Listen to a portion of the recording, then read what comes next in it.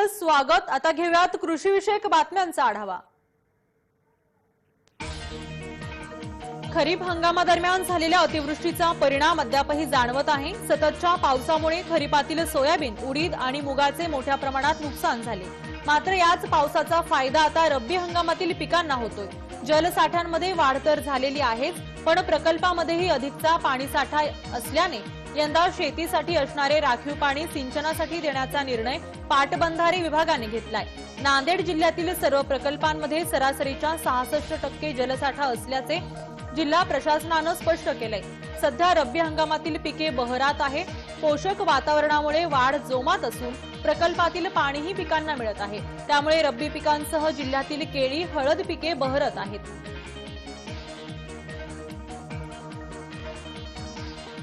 उत्पादनात घट होऊनही दर कसा मिळत नाही याबाबत आता शेतकऱ्यांनीच अभ्यास सुरू केला आहे। एवढंच नाही तर सोयाबीन आणि कापसाच्या बाबतीत नेमकं काय झालं हे आता सर्वांसमोर आहेच। उत्पादन घटूनही दर मिळत नसेल तर शेतीमालाची विक्रीच कशाला, अशी भूमिका आता शेतकऱ्यांनी घेतली आहे। यामुळेच आता हंगामाच्या अंतिम टप्प्यात सोयाबीन आणि कापसाला विक्रमी दर मिळत आहे। यंदा शेंग पोखरणारी अळी आणि तूर काढणीच्या दरम्यान झालेल्या पावसामुळे उत्पादनावर परिणाम झाला होता। असे असतानाही हमीभावापेक्षा खुल्या बाजारपेठेत दर कमी असल्याने पुन्हा शेतकऱ्यांनी तूर साठवणुकीवर भर दिलाय। त्याचाच परिणाम गत आठवड्यात तुरीच्या दरावर झालेला होता। लातूर कृषी उत्पन्न बाजार समितीमध्ये तुरीचे दर हे 100 रुपयांनी वाढलेले आहेत। त्यामुळे जी पद्धत शेतकऱ्यांनी सोयाबीन आणि कापसाबाबत राबवली तीच पद्धत आता तुरीसाठी का, असा प्रश्न उपस्थित होऊ लागलाय।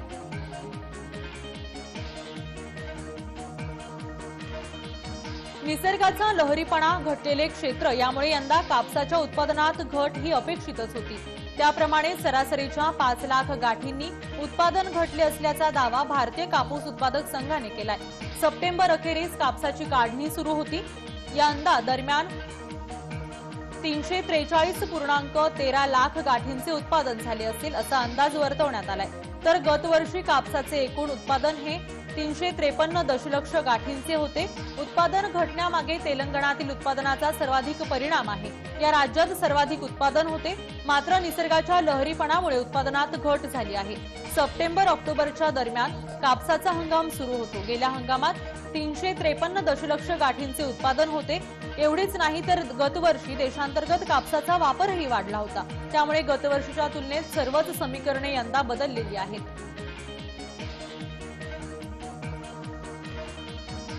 निसर्गाच्या लहरीपणामुळे यंदा द्राक्ष हंगाम लांबणीवर पडलेला आहे। राज्यात नाशिक पाठोपाठ सांगली जिल्ह्यातून द्राक्षाची निर्यात केली जाते। हंगामाच्या सुरुवातीला द्राक्षांमध्ये गोडवा उतरलेला नव्हता, त्यामुळे नोंदणी होऊन देखील निर्यातीचा वेग हा मंदावलेला होता। फेब्रुवारीच्या सुरुवातीपासून उन्हात वाढ झाल्याने द्राक्षे ही निर्यातीयोग्य झाली आहेत। हे सर्व असले तरी गतवर्षीपेक्षा कमीच द्राक्षाची निर्यात होणार असल्याचे द्राक्ष उत्पादक संघाचे म्हणणे आहे। यंदा द्राक्षाचे उत्पादन पदरी पडण्यापूर्वी एक ना अनेक संकटांना शेतकऱ्यांना सामोरं जावं लागतंय। शिवाय उत्पादन घटले असून पुन्हा दरासाठी संघर्ष करावा लागला होता। पण आता निर्यात जोमात होत असून सर्वाधिक निर्यात ही युरोपमध्ये होत आहे। रशिया आणि युक्रेनमधील युद्धाचा परिणाम अद्याप तरी निर्यातीवर झालेला नाही, असं देखील समोर आलंय।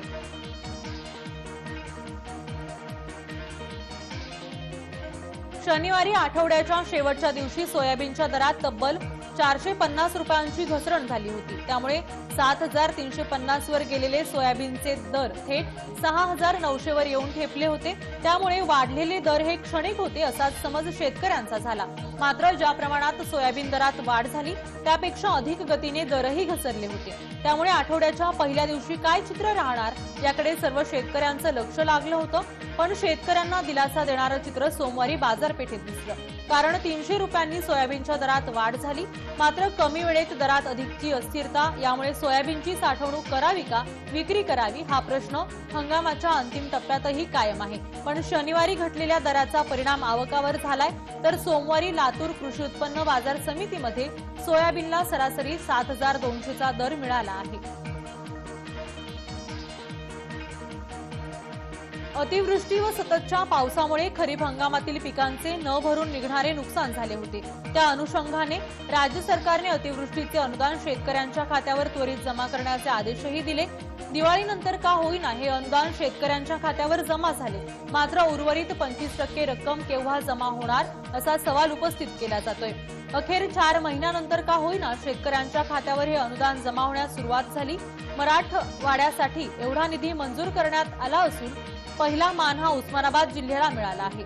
यापूर्वीच 237 कोटींचे वितरण झाले आहे, तर आता 71 कोटी रुपये वितरणास मंजुरी देण्यात आली आहे। तहसील स्तरावरून सर्व बँकांना या पैशाचे वितरण करण्यात आले आहे।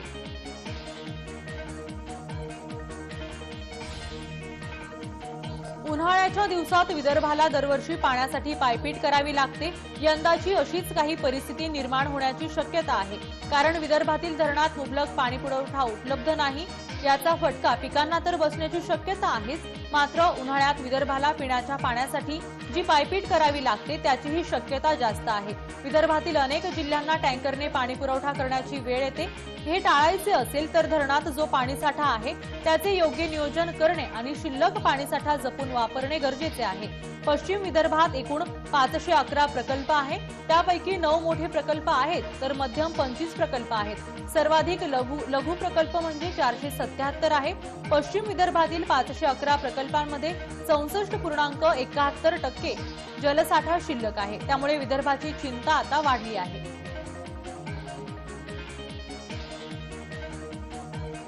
गेल्या अनेक दिवसांपासून कांद्याने शेतकऱ्यांना तारलेले आहे। आवक वाढूनही दर स्थिर होते। यंदा खरीप हंगामातील कांदा उशिराने बाजारपेठेत दाखल झाला होता।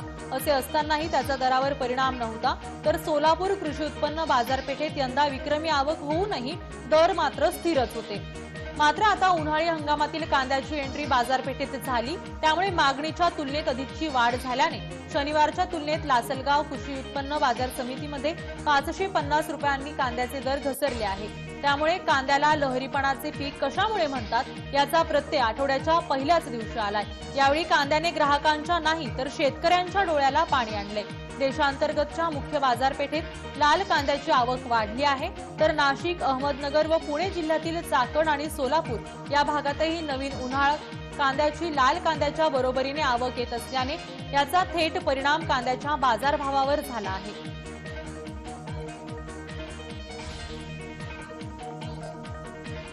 शेतीमालाच्या उत्पादनावरच त्याचे दर ठरतात। आवक वाढली की दरात घट आणि कमी झाली की वाढ हे बाजारपेठेचे सूत्रच आहे।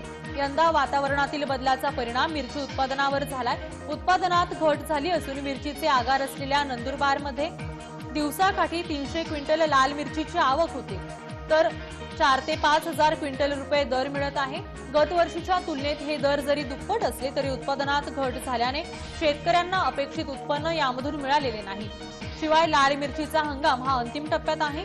लाल मिरची शिल्लकही नाही, त्यामुळे आगामी काळात दरात वाढ होईल अशी अपेक्षा व्यापारी व्यक्त करीत आहेत। शेतकऱ्यांसाठी विविध तंत्रज्ञानाचा तसेच अधिकचे उत्पादन मिळवून देणाऱ्या वाणांचा शोध लावणे ही जबाबदारी राज्यातील कृषी विद्यापीठांची आहे। कृषी विद्यापीठाच्या पुढाकारामुळेच शेतकऱ्यांच्या उत्पादनात वाढही होत आहे। शिवाय राज्य सरकारचा उद्देशही साध्य होत आहे। महात्मा फुले कृषी विद्यापीठ राहुरीच्या वतीने एक अनोख्या मूल्यवर्धन यंत्राच्या निर्मितीचे कार्य सुरू आहे।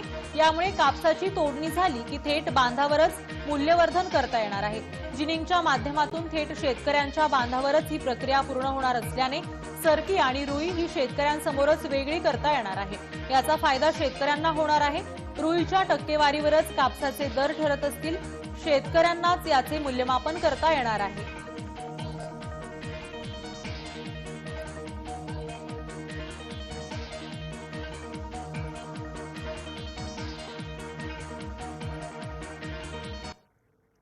शेती मित्रमध्ये इथेच थांबूया। ताज्या घडामोडींसाठी पाहत रहा जय महाराष्ट्र।